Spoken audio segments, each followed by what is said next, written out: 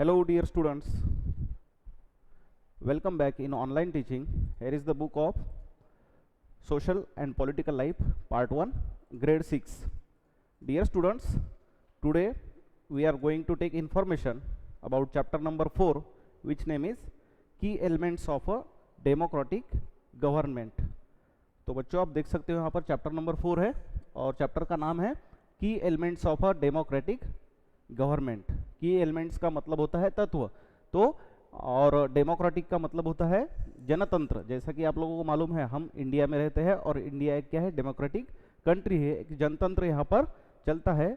यहाँ पर गवर्नमेंट को जो है लोगों को आंसर देना पड़ता है। Government is answerable to the peoples, so उसे कहा जाता है डेमोक्रेटिक। तो एक डेमोक्रेटिक कंट्री के क्या होते हैं, तत्व होते हैं। डेमोक्रेटिक कंट्री किस प्रकार से चलती है, डेमोक्रेटिक कंट्री किसे कहा जाता है, इसके बारे में हम इस लेसन में जानकारी लेने वाले हैं।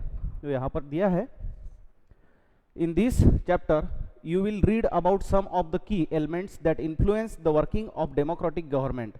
अब डेमोक्रेटिक जो गवर्नमेंट होता है, जनतंत्र जो होता है, वो किस प्रकार से चलता है, वहाँ पर शासन किस प्रकार से चलता है। दिस इंक्लूड पीपल्स पार्टिसिपेशन, लोगों का शामिल होना, लोगों की भागीदारी।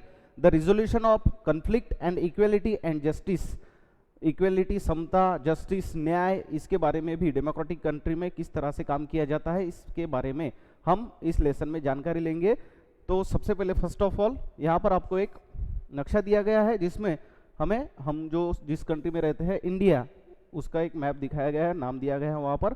और इस लेसन में जो है हम साउथ अफ्रीका जो कंट्री है उसके बारे में जानकारी लेने वाले हैं। तो किस प्रकार की कंट्री है और किस प्रकार का शासन वहाँ पर चलता है, किस प्रकार का गवर्नेंस वहाँ पर चलता है, इसके बारे में हम इस लेसन में जानकारी देखेंगे। Okay, so let's read the first line. South Africa is a country that has people of several races. South Africa जो कंट्री है वहाँ पर अलग अलग वर्ण के लोग रहते हैं। These are black people who belong to South Africa। अब साउथ अफ्रीका में कौन से लोग रहते हैं, ब्लैक पीपल, यानी काले वर्ण के लोग रहते हैं। Whites who came there to settle, और वहाँ पर गोरे लोग यानी कि व्हाइट पीपल वहाँ पर रहने के लिए आ गए थे।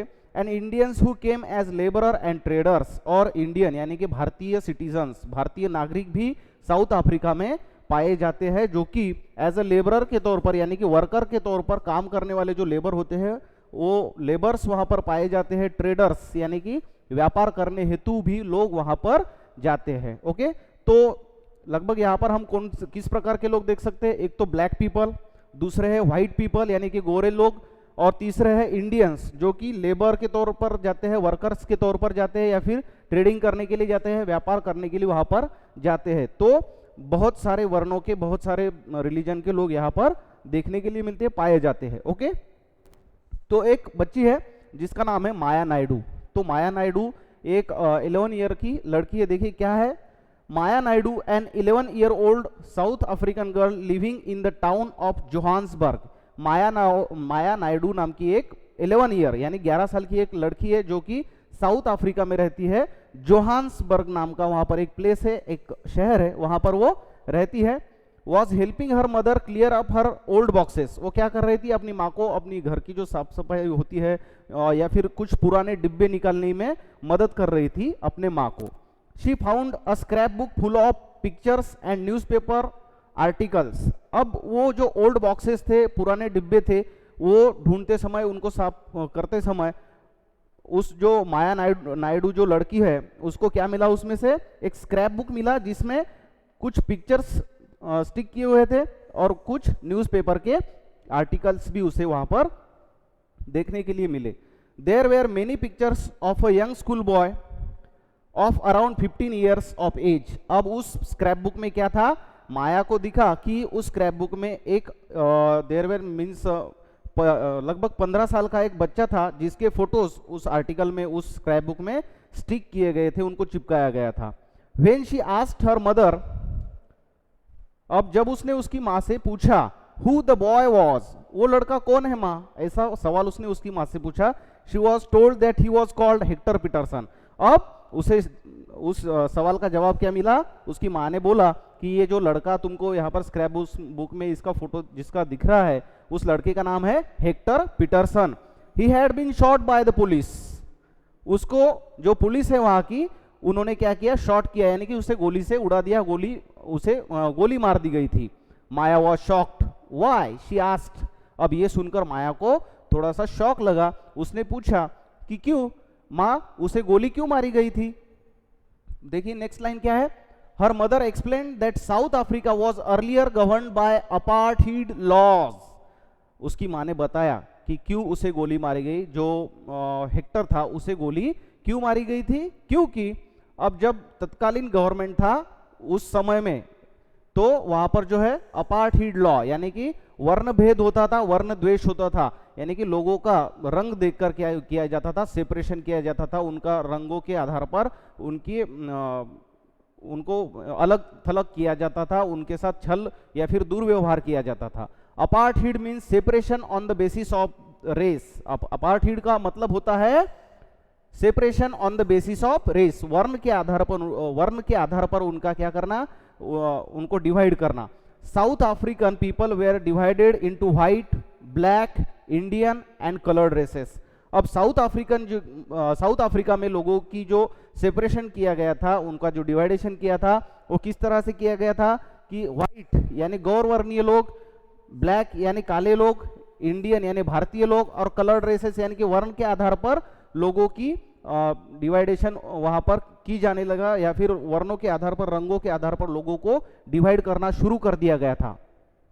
अकॉर्डिंग टू द लॉ के मुताबिक, यानी कि कानून के तहत क्या था, these races were not allowed to mingle with each other, to live near each other और even to use common facilities. अब हर एक कंट्री में हम देख सकते हैं कि किसी भी तरह से वर्ण के आधार पर, रंगों के आधार पर लोगों का सेपरेशन नहीं किया जा सकता है, या फिर कोई भी इंसान हो या फिर लॉ हो, ये अनुमति नहीं देता है कि लोगों के वर्ण के आधार पर, या फिर एज एग्जांपल हम देखते हैं कि अगर कोई काला है तो उसे अलग फैसिलिटीज मिलेंगी, गोरा है तो अलग फैसिलिटीज मिलेंगी, ये सब जो है तो ये सब चीजें क्या होती है, कानून के खिलाफ होती है। लेकिन साउथ अफ्रीका में तत्कालीन दिनों में क्या होता था कि वर्णों के आधार पर, रंगों के आधार पर लोगों का क्या होता था, सेपरेशन होता था, और जो उनको फैसिलिटीज, कॉमन फैसिलिटीज होती थी, वो भी वर्णों के आधार पर जिस तरह से उनका सेपरेशन, जिस तरह से उनका डिवाइडेशन हुआ था, उस तरह से उनको फैसिलिटीज भी मुहैया कराई जाती थी, प्रोवाइड कराई जाती थी। ओके, नेक्स्ट है Maya could not believe her ears, ये सब बातें सुनकर माया को उसके कानों पर विश्वास नहीं हुआ कि कुछ ऐसा भी हो सकता है, रंग देखकर किसी को उसकी फैसिलिटीज प्रोवाइड की जा सकती है। ये सुनकर उसे थोड़े से हैरत हुई, उसके कानों पर विश्वास नहीं बैठ रहा था। Maya's mother sounded angry when she spoke about life under apartheid. अब माया की जो माँ थी, जब उसे ये कहानी बयान कर रही थी, जब उसे ये कहानी बता रही थी, तो उनके वर्ड्स में, उनके लफ्जों में थोड़ा सा एंग्रीनेस था, उनके वर्ड्स में गुस्सा था कि किस प्रकार से लोगों का छलावा उन दिनों में होता था। She told Maya that in those days, उन्होंने कहा कि क्या बताया माया को, देखिए, in those days hospitals were separate and so were ambulances. अब हॉस्पिटल्स भी सेपरेट थे, यानी कि जो भी कुछ वर्णों के लोग थे, व्हाइट लोगों के लिए अलग हॉस्पिटल की व्यवस्था थी, फैसिलिटीज अलग थी, एम्बुलेंसेस की, जो आज पेशेंट ले जाने के लिए एम्बुलेंस का यूज किया जाता है, वो एम्बुलेंसेस भी जो कुछ उच्च वर्णीय लोग थे उनके लिए ही सिर्फ उसका इस्तेमाल किया जाता था। An ambulance meant for white people would always be well equipped while one meant for black people was not. अब एम्बुलेंस कैसी रहती थी, व्हाइट लोगों के लिए वेल इक्विप्ड मतलब हर तरीके के उसमें संसाधन रहते थे जिसकी जरूरत एक एम्बुलेंस को होती है, और वहीं पे ब्लैक लोग जो थे, काले रंग के लोग जो थे, उनके लिए किसी भी तरह की ऐसी फैसिलिटीज प्रोवाइड नहीं की जाती थी। There were separate trains and buses, उन लोगों के लिए यानी कि व्हाइट लोगों के लिए सेपरेट ट्रेन्स और बसेस की जो सिस्टम थी वो भी उन दिनों में शुरू थी। Even the bus stops were different for black and white people. इतना ही नहीं तो व्हाइट लोग जो थे, गौर वर्णीय लोग जो थे, उनके बस स्टॉप्स भी अलग थे, उनकी जो जाने की जो प्लेसेस थी वो भी अलग से तैयार की जाती थी, और ब्लैक लोगों के लिए वो सारी जो चीज़ें हैं वो प्रोवाइड नहीं की जाती थी, यानी कि ब्लैक लोगों का वहाँ पर क्या किया जाता था, छल किया जाता था। उनको जो कॉमन फैसिलिटीज़ है, जो भी कुछ फैसिलिटीज़ उनको जीवन में ज़रूरत थी, जिनकी ज़रूरत उन्हें रोज़ाना की लाइफ में पड़ती थी, वो सब फैसिलिटीज़ उनको नहीं मिला करती थी, उनका एक तरह से छल किया जाता था। नेक्स्ट पैराग्राफ है, non whites were not allowed to vote. एक दूसरी बात है, जो काले रंग के लोग थे, नॉन व्हाइट्स मतलब जो कि ब्लैक कलर के थे या फिर जो भी कुछ व्हाइट गौरवर्णीय लोगों को छोड़कर जो भी कुछ बाकी के लोग थे, उन्हें वोटिंग करने का जो मताधिकार है वो नहीं दिया गया था, वो वोट नहीं कर सकते थे। The best land in the country was reserved for the white people and non whites had to live on the worst available land. अब जो शहर की या फिर वहां पर जो भी कुछ लोग जिस कंट्री में रहते थे, तो वहां की सबसे अच्छी जगह जो है वो व्हाइट पीपल्स के लिए रिजर्व रखी गई थी, आरक्षित रखी गई थी। वहां पर गौरवर्णीय लोग रहते थे, जहां पर उच्च या कि हाई प्रोफाइल जो सोसाइटीज होती है वहां पर व्हाइट पीपल्स रहते थे, और ब्लैक पीपल्स जो थे, जो काले रंग के लोग थे, काले वर्ण के लोग जो थे, उनके लिए एक वर्स्ट यानी कि बहुत ही गंदी सी जगह पे वो लोग रहते थे, उनके लिए रहने का इंतजाम भी कुछ अच्छा नहीं था। Thus blacks and colored people were not considered to be equal to whites। इसलिए उन दिनों में ब्लैक पीपल जो थे, काले रंग के लोग जो थे, वो व्हाइट रंग के यानी कि गौरवर्णीय लोगों का और उनका जो मेल है या फिर ब्लैक लोगों को बहुत ही निचले स्तर का समझा जाता था, उनके साथ छल किया जाता था। जो भी कुछ फैसिलिटीज होती थी, जो भी कुछ हाई प्रोफाइल की जो चीज़ें थी या फिर जो भी कुछ फैसिलिटीज प्रोवाइड की जाती थी, वो सब फैसिलिटीज गौरवर्णीय यानी कि व्हाइट लोगों को मुहैया कराई जाती थी।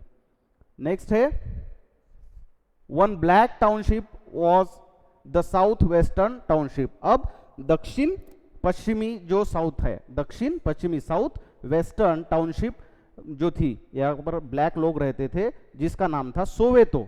अब सोवेतो नाम का एक प्लेस था, वहां पर ब्लैक लोग रहते थे, जो काले वर्ण के लोग रहते थे। वहां पर देखिए क्या था, वहां पर Hector Pieterson lived here and he and his classmates joined the protest against learning the Afrikaans language in school। अभी वहां पर क्या होता था, देखिए अफ्रीका में रहने वाले लोगों को जो अफ्रीकन लैंग्वेजेस थी, अफ्रीकन लैंग्वेजेस उन स्कूलों में सिखाई जाती थी, वो भी बहुत ही जबरदस्ती, बहुत ही pressure forcibly they taught the African language to the students. तो ये बात जो थी, ये ब्लैक वर्ण के या फिर काले वर्ण के जो लोग थे, इनको वो इस बात से एग्री नहीं थे कि हमें अफ्रीकन लैंग्वेज सीखनी है, हमें आप इसके लिए फोर्स नहीं कर सकते हो कि हमें अफ्रीकन लैंग्वेज सीखनी है। तो इसी प्रकार के एक स्कूल में हेक्टर पीटरसन सीखता था, उसे भी क्या हो गया था, फोर्सली अफ्रीकन लैंग्वेज सिखाने का काम शुरू था। इसके अगेंस्ट में थे लोग कि इसका क्या करते थे, वो विरोध करते थे, प्रोटेस्ट अगेंस्ट, यानी कि इसका पुरजोर विरोध किया उन्होंने कि हमें अफ्रीकन लैंग्वेज नहीं सीखनी है। This was the language that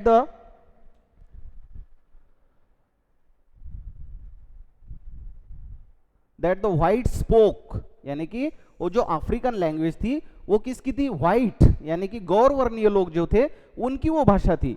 Hector and other school students were being forced to learn this language but they wanted to learn their own language Zulu. अब वो अफ्रीकन लैंग्वेज का विरोध क्यों करते थे, क्योंकि हेक्टर पीटरसन और उसके कुछ दोस्त थे जो ब्लैक पीपल्स थे, वो अपनी खुद की मातृभाषा सीखना चाहते थे, जिसका नाम था Julu.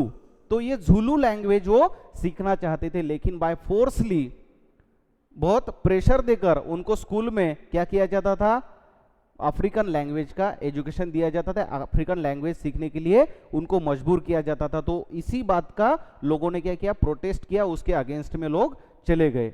The South African police beat up the protester mercilessly and shot at the crowd। अब एक बार क्या हुआ कि वहां पर लोग क्या कर रहे थे, विरोध दर्शा रहे थे, प्रोटेस्ट कर रहे थे, आंदोलन कर रहे थे कि हमें अफ्रीकन लैंग्वेजेस स्कूल में नहीं पढ़ाई जाए। तो इसी प्रकार का एक प्रोटेस्ट चल रहा था। उस प्रोटेस्ट में क्या किया, अफ्रीकन पुलिस ने क्या किया था, वहां पर क्राउड यानी कि लोगों का जमाव था कुछ ग्रुप्स की तरफ, उन पुलिस ने क्या किया, शूटिंग की, फायरिंग की, गोलियां बरसाई गई वहां पर, और उनको मर्सिलेसली यानी कि बहुत ही, मर्सिलेसली का मतलब होता है निर्दयता, निर्दयी वृत्ति से उनको क्या किया, मारा गया, और क्राउड की तरफ फायरिंग भी की गई, जिसमें से one of their bullets killed Hector, और जिसमें से एक बुलेट किसको लगी, हेक्टर पीटरसन जो लड़का था उसे वो बुलेट लगी थी, वो गोली लगी थी और उसी में उसकी क्या हो गई थी, डेथ हो गई। दिस वाज ऑन 16 जून 1976 और ये इंसिडेंट कब हुआ था, 16 जून 1976 ऑन 16 जून 1976। नेक्स्ट है देखिए द अफ्रीकन नेशनल कांग्रेस। अब वहां पर एक पार्टी थी जिसका नाम था African National Congress, a group of people who led the struggle against apartheid.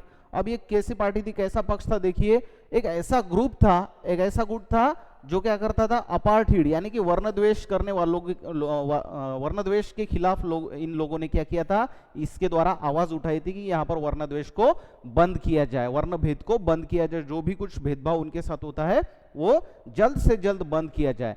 And they are most well known leader, और उनके नेता कौन थे, Nelson Mandela fought the apartheid system for the several years. आप लोगों ने नाम सुना होगा कभी, नेल्सन मंडेला, इन्होंने साउथ अफ्रीका में जो अपार्थीड सिस्टम था उसके खिलाफ आवाज उठाई थी, उसके खिलाफ उन्होंने फाइट किया था। तो Nelson Mandela fought the apartheid system for several years, बहुत सालों तक उन्होंने इस अपार्थीड सिस्टम के खिलाफ आवाज उठाई, वो लड़ते रहे।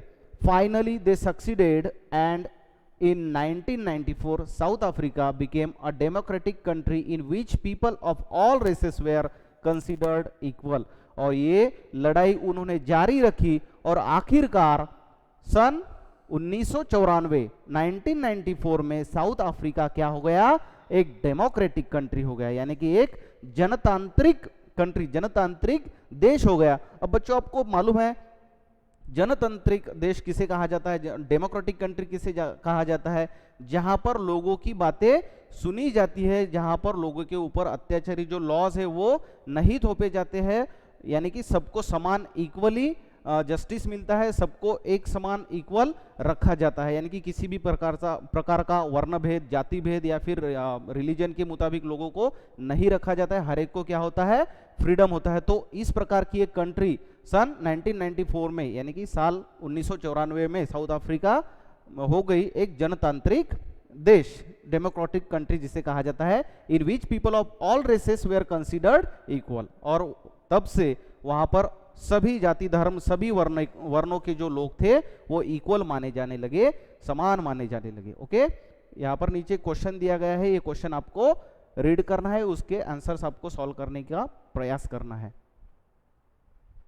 नेक्स्ट क्या है देखिए, नेक्स्ट लाइन में अब नीचे है, let us now try to understand what a democratic government means to all of us. अब चलिए हम समझते हैं कि डेमोक्रेटिक गवर्नमेंट किसे कहा जाता है, या फिर एक जनतांत्रिक देश क्या होता है, जनतंत्र में कौन कौन सी आपको फ्रीडम्स मिलती है, किस बातों का स्वतंत्र आपको मिल सकता है, कौन कौन सी चीजें आप वहां पर कर सकते हो, कौन कौन से आपके राइट्स होते हैं, कौन कौन सी ड्यूटीज होती है, इन सब के बारे में हम अगले पार्ट में जानकारी लेंगे।